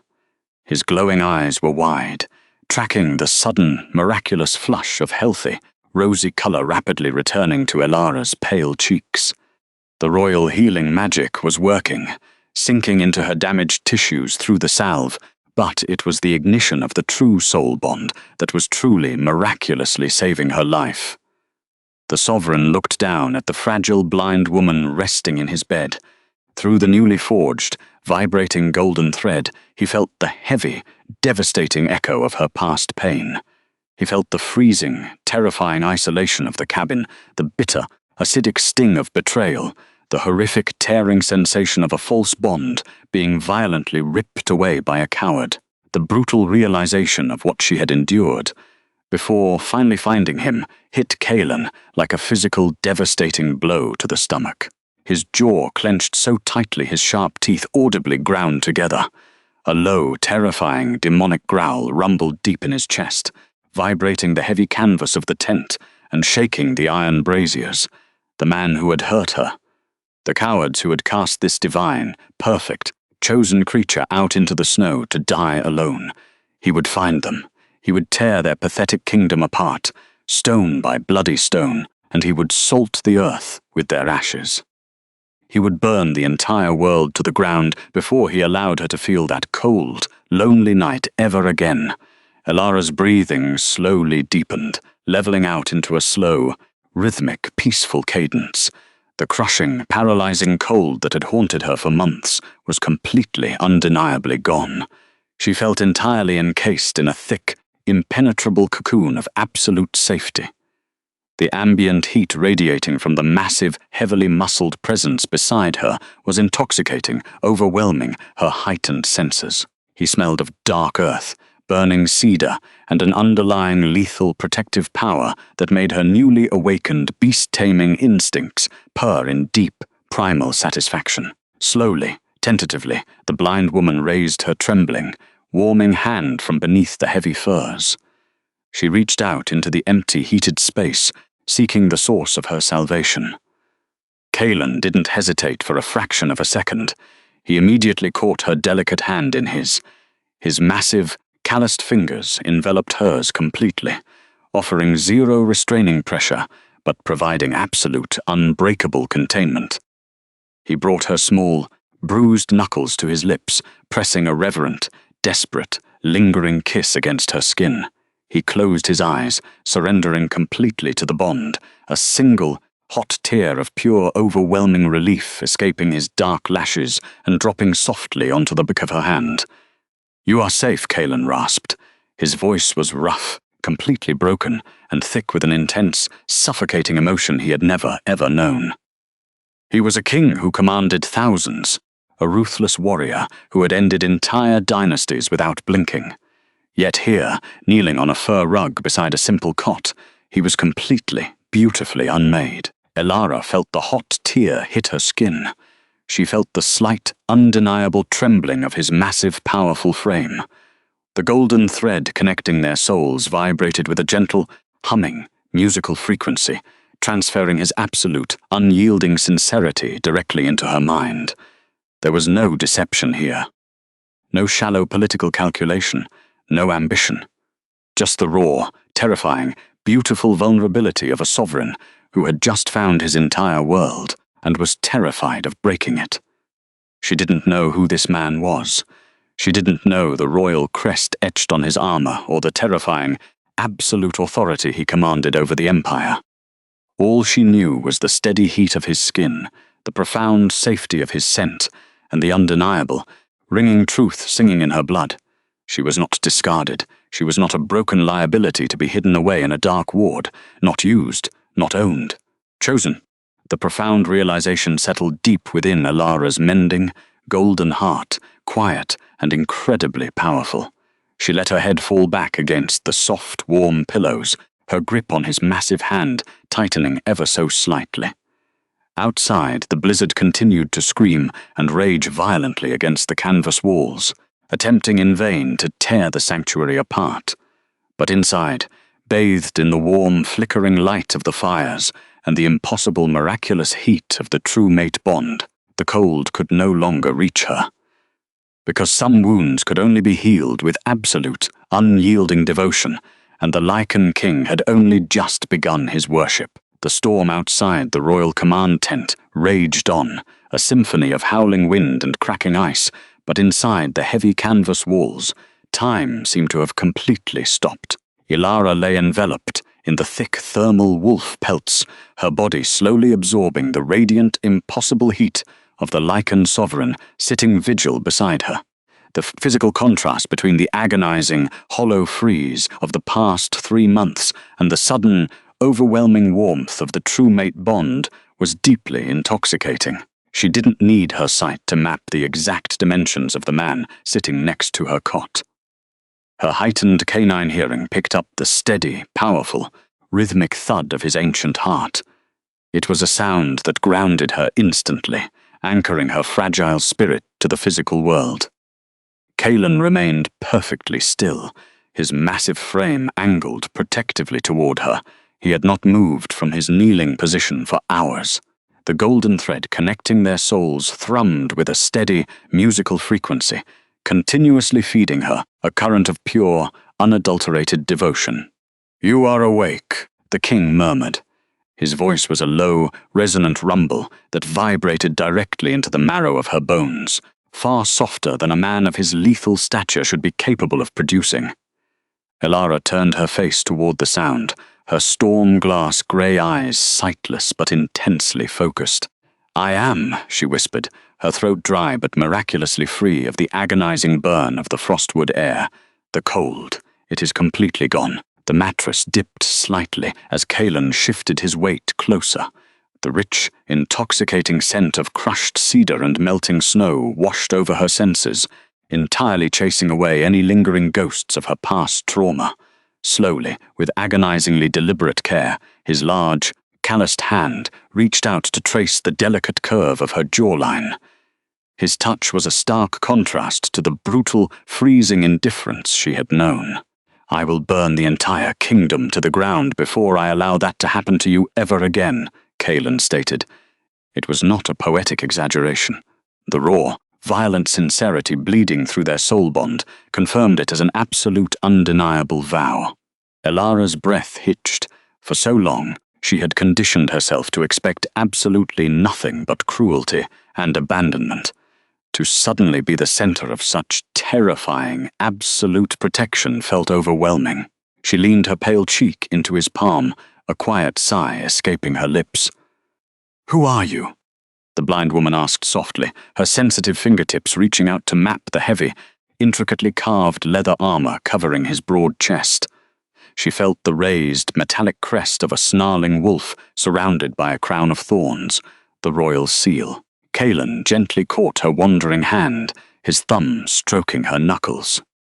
"I am Kaelen Valerius," he answered, his tone steady, devoid of the arrogant posturing common among lesser alphas, "sovereign of the Lycan throne. And from this moment forward, you are under the absolute protection of my crown." The sheer magnitude of the revelation sent a shockwave through Elara's mending nervous system. The Lycan King, the legendary, untouchable ruler of their entire kind, a figure whispered about in terrified reverence around pack fires. And he was kneeling beside her cot, treating her like a fragile, priceless artifact. The sovereign, Elara breathed, a tremor of disbelief laced through her voice. "But I am an outcast, a rejected, blind omega of the Bloodwood pack. I have absolutely nothing." A low, dangerous growl rumbled deep within Kaelen's chest, a feral sound of intense protective disagreement. "You are not an outcast, and you are certainly not a standard omega." He shifted, the subtle clink of the star metal scabbard housing his calamity blade echoing softly in the quiet tent. The ancient royal greatsword hummed with a faint, golden resonance, as if acknowledging the awakening of her dormant magic. "I saw what you did in the valley. I saw the absolute sovereignty in your blood when you commanded Obsidian's shadow to kneel. You carry the ancient beast-taming lineage, a sacred magic my ancestors thought was completely lost to the ages." Elara's shoulders tensed. The mention of her dormant magic instantly brought back the suffocating, heavy memory of the medical ward, the sharp, sickening scent of midnight bellflowers, the terrifying realization of her sister's ultimate betrayal. Kaelen instantly felt the dark spike of anxiety traveling through their golden thread. His grip on her hand tightened gently, offering a physical anchor. "Tell me," the king urged quietly, his molten amber eyes searching her unceasing, storm-grey gaze. "Through the bond I felt the echo of poison. I felt the agonizing, slow starvation of your magic. Who did this to you?" The blind woman took a slow, deep breath, pulling the comforting scent of cedar deeply into her lungs. She had kept the agonizing truth locked inside her chest for an entire month, surviving solely on sheer, stubborn endurance. But here, bathed in the protective aura of her true mate, the heavy iron gates around her heart finally began to open. "My own sister," Elara confessed, her voice eerily calm, though her fingers trembled slightly against his palm. "Vanya Vance. She discovered the truth about my bloodline in the ancient archives. She knew that if my beast-taming magic ever fully awakened, she would never secure her position as Luna, so she forced the pack physician to slowly dose my daily tea with stardust elixir." Kaelen's breathing stopped. The ambient temperature in the tent spiked dangerously as his Lycan aura flared with a sudden, apocalyptic rage. The stardust elixir was a highly illegal, legendary neurotoxin. To hear that it had been used systematically against his fated mate made his inner beast roar for immediate, blood-soaked retribution. "The poison destroyed my optic nerves," the woman continued, her voice dropping to a fragile whisper. "It locked my magic inside a chemical cage. Garrick, the alpha, he didn't know about the poison, but he saw my blindness as a defect, a pathetic liability. He humiliated me in front of the entire pack, severed our false bond, and banished me to the Frostwood borderlands to freeze." The king closed his eyes, his jaw clenched so tightly his sharp teeth audibly ground together. The physical image of her standing entirely alone on the ceremonial dais, stripped of her dignity and cast out into the lethal cold, was a profound, agonizing torture. He brought her hand to his lips once more, pressing a desperate, burning kiss against her skin. They threw away a goddess for a hollow crown, the man rasped, his voice thick with a dark, lethal promise, and they will pay for their ignorance with their lives. Elara shook her head slightly, her thumb tracing the rough, calloused knuckles of the sovereign. I do not want mindless slaughter, Kaelen. I spent my entire life shrinking in the shadows, masking my strength to appease fragile egos. I want them to witness exactly what they discarded. I want to stand before them not as a broken victim, but as the true, undisputed master of the wild. Kaelen's eyes opened, shining with a fierce, profound pride that completely eclipsed his anger. He reached into the small leather pouch attached to his belt. The metallic slide of heavy metal filled the quiet space between them. He pressed a cold, heavy object into the center of her open palm. Elara's sensitive fingertips traced the intricate, raised carvings. It was a massive, solid gold band, heavier than any jewelry she had ever held. The face of the ring bore the unmistakable, deeply etched crest of the Lycan throne, the royal signet ring. This is not a symbolic gesture, Kaelen declared, his tone shifting into the formal, absolute resonance of a sovereign's decree. By ancient law, the bearer of the royal signet ring speaks with the voice of the king. You are under the absolute protection of my throne. Anyone who raises a hand against you declares war on the entire Lycan Empire. Elara gripped the heavy ring, the cold metal quickly warming against her flushed skin. The sheer political and physical weight of the artifact was staggering. It was the ultimate, irrefutable validation of her existence. Your magic is raw, beautiful, and terrifyingly powerful, the man continued, carefully folding her fingers closed around the royal artifact. But it has been suppressed for years. I will help you harness it. I will stand behind you while you learn to command the deepest forces of the earth, and when you are ready, we will return to your former lands, not to beg for readmission, but to claim what is rightfully yours. The blind woman nodded slowly, a profound, unshakable resolve settling deeply into her soul. She slipped the heavy gold band onto her index finger. It was too large, but Kaelen gently closed his massive hand over hers, holding it firmly in place. I would rather burn with you than freeze alone, Elara whispered, the ancient signature phrase of the royal vows slipping naturally from her tongue, carrying the full, devastating weight of her truth. The sovereign let out a long, shuddering exhale, burying his face in the crook of her neck, completely surrendering his ancient, hardened heart to the quiet, dignified woman who had miraculously survived the storm. Miles away, the atmosphere inside the Bloodwood Pack's northern border outpost was a chaotic, suffocating nightmare of blood, panic, and absolute cowardice. Garrick Thorne paced frantically across the ruined command balcony. The heavy, wooden floorboards were deeply scarred by the massive claws of the rogue beasts, a terrifying, physical reminder of how close he had come to a gruesome death. The howling wind whistling through the shattered palisades did nothing to cool the suffocating, terrified sweat dripping rapidly down the back of his neck. The Alpha's chest heaved with erratic, desperate breaths. His highly trained warriors were currently pulling the mangled, frozen bodies of their comrades from the blood-stained snow below. The outpost's defenses had been completely, effortlessly shredded in less than 5 minutes, but it wasn't the military defeat that had shattered Garrick's arrogant worldview. It was her, Elara, the blind, wolfless liability he had publicly discarded like garbage.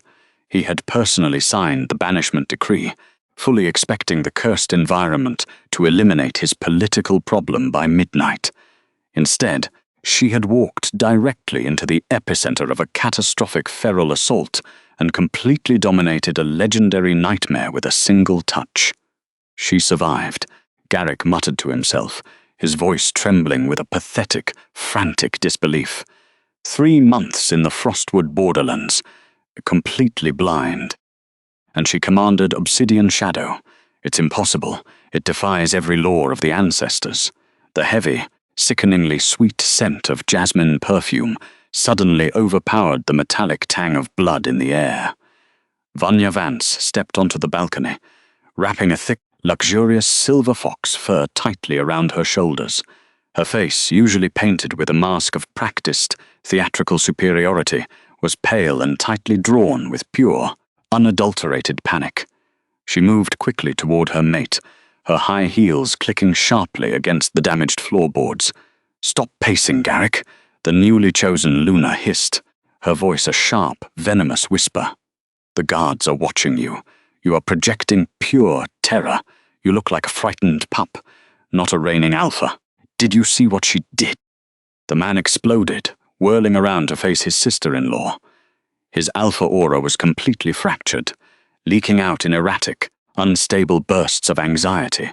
The entire horde submitted to her. If word of this reaches the main settlement, if the elders find out that the Omega I banished can control the cursed beasts of the north, my authority will completely evaporate.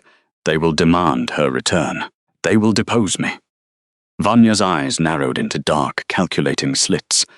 The sheer, terrifying reality of Elara's awakened power was a massive, unforeseen variable that threatened to destroy her meticulously crafted empire. She had spent 6 months slowly poisoning her sister with the Stardust elixir, carefully orchestrating her downfall. To see the blind woman standing tall, radiating ancient, god-tier magic, meant the chemical cage had somehow been broken.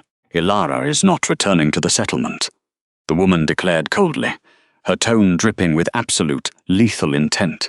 "She is a freak of nature, a dark witch who has clearly allied herself with the rogue beasts to plot revenge against our pack."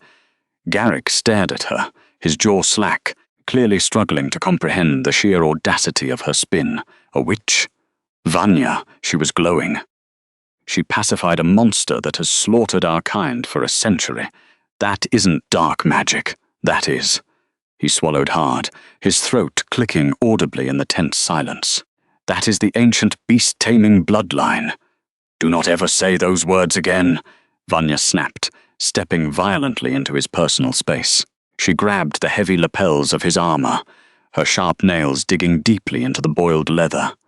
"Listen to me, you absolute fool.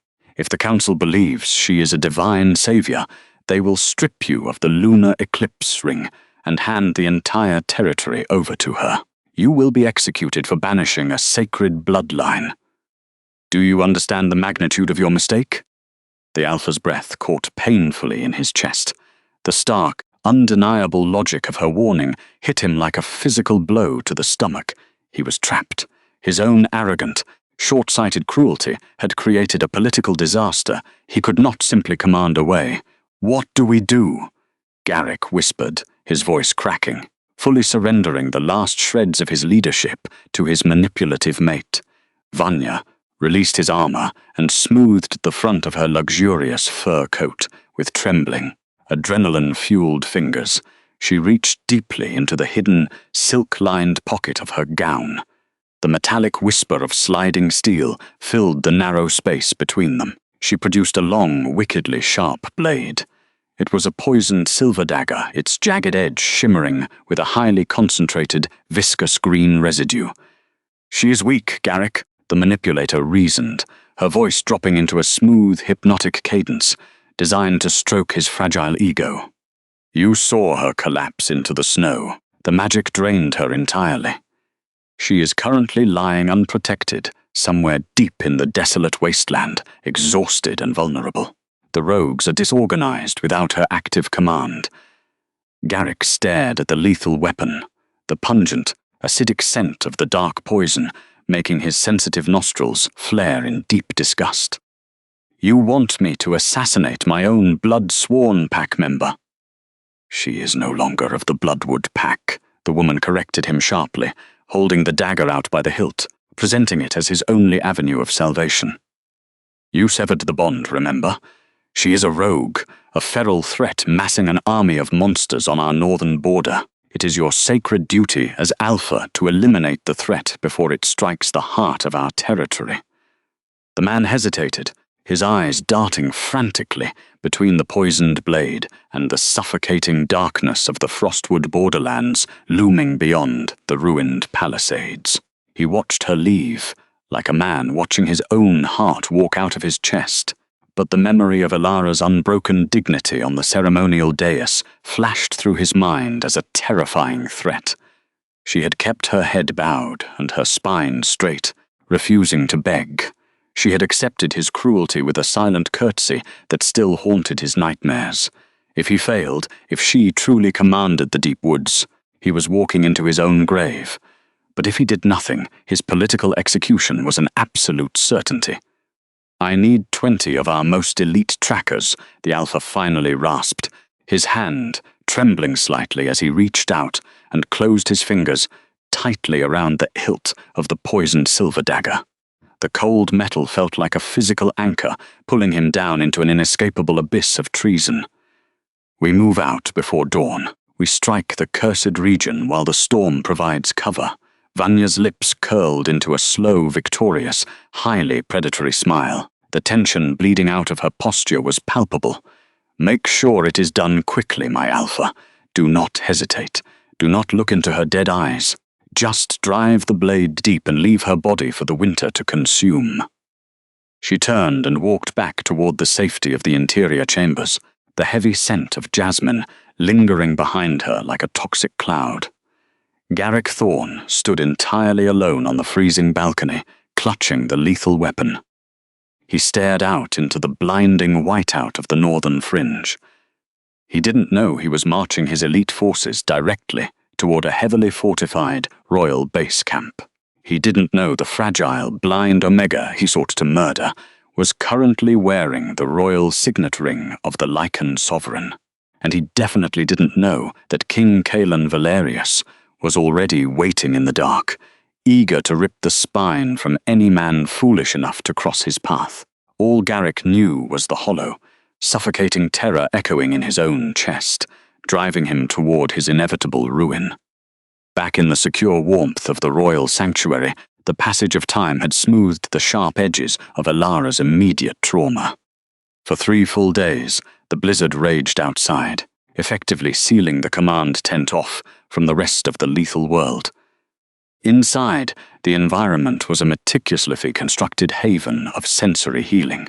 Kaelen had completely abandoned his military duties, delegating all external commands to his elite guards, choosing instead to focus the entirety of his massive, ancient energy on the slow, deliberate rehabilitation of his mate. Elara sat on the edge of the large, fur-covered bed. Her physical strength was returning with miraculous speed, fueled by the highly nutritious royal rations and the constant, ambient exposure to Kaelen's pure Lycan healing magic. He had spent the previous hours carefully applying the sun-forged amber salve to her bruised limbs, the rare royal ointment acting as a physical conduit for his sovereign healing. Thanks to the stardust elixir neutralizer she had ingested earlier, the toxic inhibitor was finally flushing from her bloodstream, allowing her dormant magic to stretch and breathe. The necrotic, bruised blue tint had completely vanished from her extremities, replaced by a healthy, vibrant flush. She was currently holding a heavy, wooden comb, slowly working it through the tangles of her long, silver hair.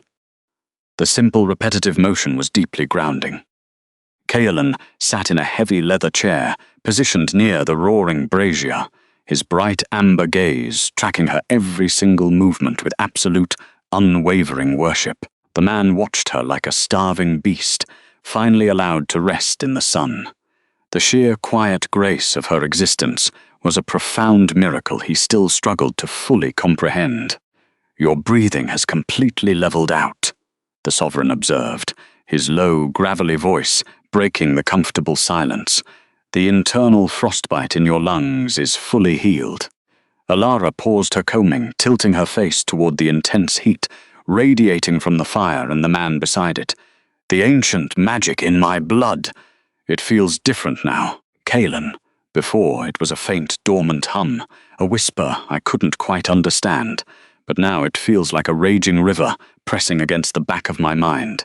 The king stood up, his heavy boots making no sound against the thick rugs covering the floor. He crossed the short distance and knelt before her, bringing his massive frame down to her eye level. He gently took the wooden comb from her trembling fingers and set it aside. The stardust elixir acted as a dam, the man explained softly, his large hands reaching up to gently cup her pale cheeks. When you drank the neutralizer, you didn't just break the chemical cage, you forcefully blew the dam wide open. The sudden surge of raw ancestral power is what caused your physical collapse in the valley. Your body wasn't conditioned to channel that magnitude of energy. How do I control it? Blind woman asked, her brow furrowing in a subtle display of anxiety. When I touched obsidian shadow, I didn't think. I just felt its agony. I felt the century of cursed madness rotting its brain, and I simply commanded it to stop. But the magic rushed out of me so violently I couldn't breathe. Kaelen's thumb traced the delicate curve of her cheekbone, his touch conveying absolute, unshakable confidence. You control it by anchoring it. Beast taming is not about overwhelming a creature with brute magical force. That is a warlord's method. True taming, as the ancient texts describe, is about absolute empathy and sovereign authority. You must provide the beast with a mental sanctuary stronger than its madness. He shifted his weight, his knee pressing gently against hers. Close your eyes, Elara. Even though your physical sight is gone, close your spiritual eyes. Focus entirely on the golden thread connecting us. She did as instructed, taking a slow, deep breath and sinking completely into the sensory experience of their true mate bond. The connection was a brilliant, pulsating river of warmth. It thrummed with the deep, protective resonance of his inner wolf, a massive, lethal entity that currently sat perfectly still, completely submissive to her presence. Now, the sovereign instructed, his voice dropping into a hypnotic, steady cadence. Push your awareness past the bond. Reach out into the snow outside the tent. Don't look for the physical bodies of the rogues. Look for their pain. Elara focused her mind, extending her spiritual perception beyond the heavy canvas walls. The howling wind faded into a dull background hum. Suddenly, her mind's eye was flooded with dozens of chaotic, jagged red sparks scattered throughout the frozen ravine. The rogue beasts. They were physically resting, shielded from the storm by the natural rock formations, but their minds were a horrifying, twisted labyrinth of dark magic and primal terror. I feel them, she whispered, her hands instinctively gripping Kaelen's heavy leather armor. It's chaotic. It hurts. Do not let their chaos infect you, the man commanded firmly, squeezing her shoulders to provide a physical grounding point. You are the sovereign. You dictate the emotional atmosphere. Project the absolute safety of this tent. Project the warmth of our bond. Blanket their minds with silence. The woman tightened her grip on the royal signet ring resting heavily on her index finger. Drawing deeply upon the immense anchoring heat of the Lycan King kneeling before her, she visualized a massive, expanding wave of calm, golden light. She forcefully pushed the feeling of the roaring brazier, the soft furs, and Kaelen's unyielding devotion directly into the minds of the suffering beasts. The reaction was instantaneous. Outside, the chaotic, jagged red sparks in her spiritual vision began to smooth out, their frantic, agonizing pulsing replaced by a slow, rhythmic hum. She felt the heavy, suffocating darkness lifting from their shattered minds as the jagged red sparks softened into warm, golden embers of peace. Kaelen let out a low rumble of profound approval, gently pulling her to rest against his shoulder. Perfect, the sovereign murmured against her silver hair, his absolute devotion cementing their growing bond and anchoring her newly awakened sovereignty to the physical world. The dawn broke over the frostwood borderlands, not with a gentle, warming light, but with a harsh, blinding glare that reflected off the jagged black ice like 1,000 shattered mirrors. The catastrophic blizzard that had raged for 3 days finally exhausted itself, leaving behind a profound, terrifying stillness. The temperature remained brutally lethal, a deep, atmospheric freeze that immediately crystallized the moisture in the lungs of anyone foolish enough to draw a rapid breath. Garrick Thorne marched through the knee-deep, powdery snow, his heavy fur-lined boots crunching loudly in the absolute silence of the cursed valley. The disgraced leader was not leading a glorious military campaign. He was leading a cowardly, desperate assassination squad. 20 of his most elite, battle-hardened trackers followed closely behind him, their faces wrapped tightly in thick wool scarves to stave off the biting frost. Yet, despite their superior numbers and heavy armaments, a suffocating, heavy dread clung to the raiding party like a second skin. Garrick's heart hammered a frantic, erratic rhythm against his sternum. His gloved right hand was clamped in a death grip around the hilt of the poisoned silver dagger. The highly concentrated green residue, coating the jagged steel, emitted a faint, acidic stench that burned his sensitive canine nostrils even through the freezing air. Vanya's venomous, manipulative words echoed relentlessly in his mind. Just drive the blade deep and leave her body for the winter to consume. It sounded so simple in the heated, protected luxury of the northern border outpost, but here, in the vast, unforgiving expanse of the wild, the plan felt like a horrific, doomed descent into madness. The elite trackers had been following a faint, nearly imperceptible trail for hours. Elara Vance had left no footprints, her previous tracks completely buried by the 3-day storm. But the trackers were not following physical indentations in the ice. They were following a residual, highly unusual energetic signature. A faint, lingering trace of the massive golden aura she had unleashed during the rogue attack. Alpha. The lead tracker, a scarred veteran named Kael, whispered hoarsely, raising a heavy, leather-clad hand to halt the formation. He pointed toward a massive, natural fissure in the sheer ice cliffs ahead. The energetic trail ends there, deep within that ravine, but the scent profile is entirely wrong. Garrick pushed past the man, his boots slipping slightly on the slick permafrost. He flared his nostrils, dissecting the freezing wind blowing out from the mouth of the dark, cavernous ravine. He expected to smell the bitter, rotting stench of death. He expected to find the frozen, mangled remains of his rejected mate. Instead, a rich, intoxicating wave of burning cedar wood, melting snow, and heavy roasted meat washed over his senses. It was the undeniable scent of a highly organized, heavily fortified encampment, and beneath that, a scent that made Garrick's blood run completely cold. It was her, the blind woman, but the scent was not weak. It was not laced with the sour, metallic tang of fear or the decaying odor of frostbite. It was vibrant, incredibly healthy, and interwoven with a terrifyingly dominant, spicy ozone aroma that screamed of absolute apex predator lethality. "Draw your weapons," the Alpha commanded, his voice trembling despite his desperate attempt to project authority. "She has found shelter. She might have allied with vagrants or exiled warlords. We move in quickly. Strike hard, leave no witnesses." The 20 warriors drew their heavy steel swords, the collective hiss of metal echoing ominously against the ice walls. They advanced slowly into the shadows of the ravine, their muscles coiled tight with anticipation. The natural rock formations narrowed, creating a perfect, natural bottleneck. As they rounded the final, jagged bend, Garrick's breath caught painfully in his throat. There, nestled deep within the protected heart of the cavernous ravine, was a massive, heavily reinforced command tent made of thick, black canvas. Smoke billowed steadily from the wrought iron chimneys, promising incredible, life-saving heat. But it was not the royal sanctuary itself that made the Bloodwood invaders freeze in pure, unadulterated terror. It was the living, breathing wall of nightmares sleeping in the snowbanks surrounding it.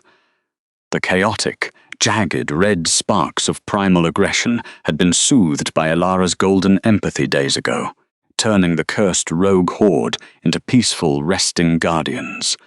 But as the hostile, blood-soaked intent of Garrick's raiding party breached the sanctuary's perimeter, the tranquil atmosphere violently shattered. A low, bone-rattling growl vibrated through the deep permafrost, shaking the loose snow from the high cliffs. One by one, massive, scarred heads lifted from the snow. Glowing red eyes, previously dimmed in peaceful slumber, snapped open, instantly reigniting with feral, hyper-aggressive fury. Over 30 colossal rogue beasts rose to their feet, their massive muscles rolling under thick, matted black fur. They did not attack mindlessly. They formed a deliberate, impenetrable, terrifying circle around the invading warriors, effectively sealing the exit to the ravine. Garrick stumbled backward, his shoulder slamming hard into the solid ice wall behind him. The poisoned silver dagger shook violently in his trembling grip. His elite trackers, men who had fought in dozens of territorial skirmishes, completely broke rank. Several dropped their heavy swords directly into the snow, dropping to their knees and exposing their necks in absolute, terrified submission to the colossal monsters surrounding them. From the very center of the feral formation, the true nightmare emerged. Obsidian Shadow stepped forward. The colossal cursed rogue wolf beast was a horrifying monument to dark magic and primal violence, easily dwarfing the largest Bloodwood warrior. The beast exhaled a massive cloud of hot steam, its glowing red eyes locked solely on the treacherous Alpha holding the toxic blade. The monster remembered the scent of the man who had cowered on the balcony. It remembered the cowardice. "Hold the line!" Garrick screamed, his voice cracking into a high-pitched, pathetic shriek. "Protect your Alpha!" Not a single tracker moved to defend him. They were completely paralyzed by the crushing, suffocating pressure radiating from the ancient beast. Obsidian Shadow lunged. The sheer kinetic velocity of the massive creature was impossible to track. Garrick barely had time to raise his arm before a colossal, heavy paw slammed directly into his chest. The impact sounded like a falling oak tree. The man was launched backward, flying through the air before crashing violently onto the hard, frozen earth. All the air was forcefully expelled from his lungs in a sickening rush. The lethal dagger flew from his grasp, clattering uselessly across the ice, landing far beyond his reach. Garrick gasped for air, his vision swimming with dark spots. He rolled onto his back, completely defenseless, only to find the massive scarred snout of Obsidian Shadow hovering mere inches from his face. The beast's jaws parted, revealing rows of yellowed, serrated fangs dripping with hot saliva. A terrifying, guttural roar built in the back of the monster's throat, preparing to rip the coward's head entirely from his shoulders. Garrick squeezed his eyes shut, hot tears of absolute terror freezing instantly on his cheeks. He braced for the agonizing, bloody end he entirely deserved. Enough. The single, softly spoken word did not boom like thunder. It did not echo with the aggressive, crushing dominance of a warlord. It was a smooth, calm, profoundly resonant sound that sliced cleanly through the feral madness of the ravine, carrying the absolute, undeniable authority of an ancient deity. Obsidian Shadow's massive jaws snapped shut. The beast froze entirely, its heavy, ragged breathing stalling in its chest. Garrick slowly opened his tear-filled eyes, his heart hammering a frantic, dying rhythm. He looked past the colossal monster standing over him, toward the heavy canvas flap of the command tent. A figure stepped out into the freezing dawn light. The Alpha's mind completely fractured, unable to reconcile the impossible, breathtaking reality standing before him. It was Elara. But this was not the broken, shivering, discarded Omega he had abandoned on the ceremonial dais. The blind woman was draped in magnificent, heavy thermal wolf pelts that radiated absolute, untouchable royalty. Her long, silver hair caught the early morning light, shimmering like spun starlight against the dark furs. She walked with flawless, terrifying grace, her chin angled perfectly, her posture a masterpiece of unbroken dignity. On her right index finger, catching the glare of the sun, was a massive, solid gold band deeply etched with a snarling wolf surrounded by a crown of thorns. The royal signet ring. She did not need her physical vision to navigate the chaotic battlefield. She was entirely anchored by the thick, pulsating golden thread of her true mate bond, and by the massive, towering figure who stepped out of the tent directly behind her. King Kaelen Valerius moved like a shadow of impending death. The absolute Lycan sovereign wore heavy, black star metal armor, his molten amber eyes burning with a localized, apocalyptic fury. His massive hand rested casually on the hilt of the calamity blade. He did not draw the weapon. He did not need to. The sheer, crushing, atmospheric pressure of his royal aura forced every single bloodwood tracker who was still standing to violently collapse to their knees, gasping for breath under the immense weight of his power. Elara walked slowly, deliberately, until she stood directly between the cowering, ruined Garrick and the towering form of obsidian shadow. "You came to finish the job, Garrick?" she asked, her voice eerily calm, smooth as polished glass. She tilted her head slightly, her sightless, storm-grey eyes locking onto the exact position of his rapid, terrified heartbeat. "You brought a poisoned blade into the sanctuary of the Lycan throne to murder a blind woman, Elara." The man choked out, his voice a wretched, pathetic whine. He tried to scramble backward on the ice, but the rogue beasts surrounding them closed the circle tighter, cutting off any hope of retreat. "Please, I didn't know. Vanya, she manipulated me. She lied about everything. I never wanted this." "Lies," the sovereign rumbled from behind her, his voice a dark, lethal vibration that shook the earth. Kaelen's eyes were fixed on the treacherous invader with absolute disgust. A coward always blames the poisoner when he is the one who willingly drank the cup. Obsidian Shadow let out an agitated, aggressive snarl, sensing the dark, malicious intent still lingering on the frozen dagger a few feet away. The cursed beast shifted its weight, preparing to bypass the woman and tear the traitor apart to protect the true sovereign. The entire rogue horde began to agitate, their red eyes flashing, the dark magic of the northern fringe threatening to pull them back into feral madness. Elara did not step back. She did not flinch. She slowly raised both of her slender, pale hands, palms facing outward toward the massive, restless horde. "I said enough," the blind woman commanded, her voice rising in pitch and resonance, ringing with the pure, unadulterated power of the ancient beast-taming lineage. She closed her spiritual eyes and reached deep into the endless roaring river of magic that Kaelen's true mate bond had unlocked within her.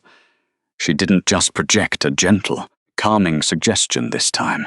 She unleashed a massive, blinding tidal wave of golden empathy. The magical discharge was a spectacular, physical manifestation of light.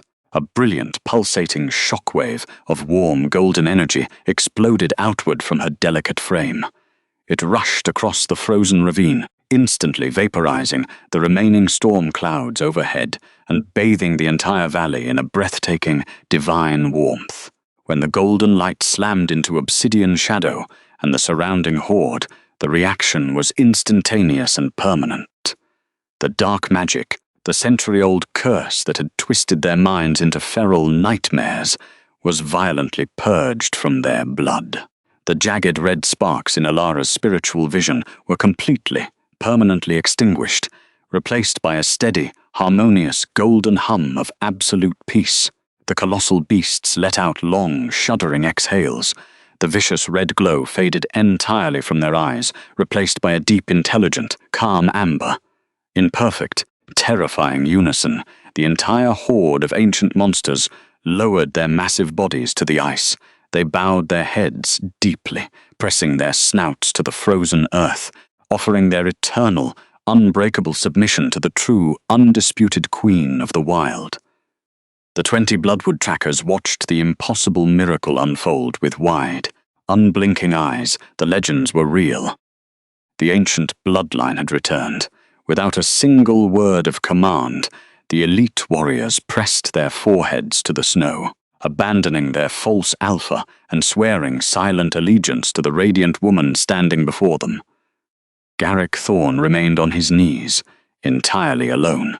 The absolute magnitude of his catastrophic mistake crushed the last remaining fragments of his sanity. The woman he had publicly discarded as a useless, defective liability was a living, breathing deity. She commanded the monsters of the north. She wore the ring of the supreme emperor. She was everything he could never, ever be. King Kaelen stepped forward, his heavy boots cracking the ice with slow, deliberate menace. He bypassed his mate smoothly, placing his massive frame between her and the traitor, completely shielding her from the pathetic sight of her former abuser. The sovereign reached down, his large, leather-clad hand wrapping effortlessly around Garrick's throat. With a single brutal jerk, Kaelen lifted the fully grown man completely off the ground. Garrick clawed desperately at the iron grip, his legs kicking uselessly in the freezing air. His face turned a deep, mottled purple as the oxygen was forcefully cut off from his brain. "You severed a fated bond," the Lycan King growled, his face mere inches from the suffocating traitor, his feral eyes burning with the promise of eternal torment. "You poisoned my mate. You banished the true savior of our kind to die in the snow. And then you brought a coward's blade into my domain." Kaelen's grip tightened, the sickening sound of cartilage popping, echoing loudly in the silent ravine. "Kaelen," Elara's soft, grounding voice called out. She reached forward, her sensitive fingertips finding the heavy star-metal plates of his armor. She traced the royal crest over his heart, a gentle, highly intimate gesture that immediately soothed the apocalyptic rage boiling in his blood. "Do not dirty your hands with his blood. He is broken. He has absolutely nothing left." The king held the struggling man for one long, terrifying second more, before opening his hand with a look of pure, unadulterated disgust. Garrick crashed back onto the ice, gasping hysterically for air, clutching his bruised throat as he curled into a pathetic, weeping ball. "By the absolute authority of the Lycan throne," Kaelen projected, his voice booming across the valley, ensuring every single defecting tracker heard his decree. "Garrick Thorne is hereby stripped of the Alpha title. The Bloodwood Pack is now under direct royal administration. When we return to the southern valleys, Elder Brandon Sterling will oversee the immediate arrest and exile of Vanya Vance to the deepest, darkest shafts of the silver mines for the crime of high treason and the use of stardust elixir." The sovereign looked down at the ruined, weeping man at his feet. "You will not be executed. Death is a mercy you have not earned. You will live the rest of your miserable, pathetic days as the lowest omega in the very pack you once ruled, completely stripped of your wolf, watching the woman you discarded rule the entire empire from the highest throne." It was a sentence far worse than a quick slice of a blade. It was a lifetime of absolute, crushing humiliation and profound, inescapable regret. Kaelen turned away from the trash on the ice. He wrapped his massive, protective arm around Elara's waist, pulling her flush against his solid, radiating warmth. The golden thread connecting their souls thrummed with a beautiful, victorious melody. The cold, bitter ghosts of her past had been completely, permanently excised. "It is over," the man murmured softly against her silver hair, the terrifying, lethal sovereign instantly transforming back into the gentle, devoted mate she had come to implicitly trust. "It is just beginning," the blind woman replied, leaning her head against his broad chest, listening to the steady, comforting rhythm of his ancient heart. She felt the massive presence of obsidian shadow step up behind them, the great beast offering a low, rumbling purr of loyalty. She had lost her physical sight, but she had gained the absolute devotion of the wild, the unbreakable protection of the most powerful man in the world, and a kingdom that would never again look at her with pity. 6 months later, the atmospheres inside the newly constructed royal nesting room within the central Lycan Palace was a masterpiece of absolute safety and sensory warmth. The heavy, dark wood walls were lined with thick, plush tapestries that perfectly insulated the space against any external noise. A massive, roaring fireplace filled the massive chamber with the rich, grounding scent of burning cedar and sweet pine. The cruel, freezing winds of the frostwood borderlands were nothing more than a distant, fading memory entirely banished by the intense, radiant heat of the royal sanctuary.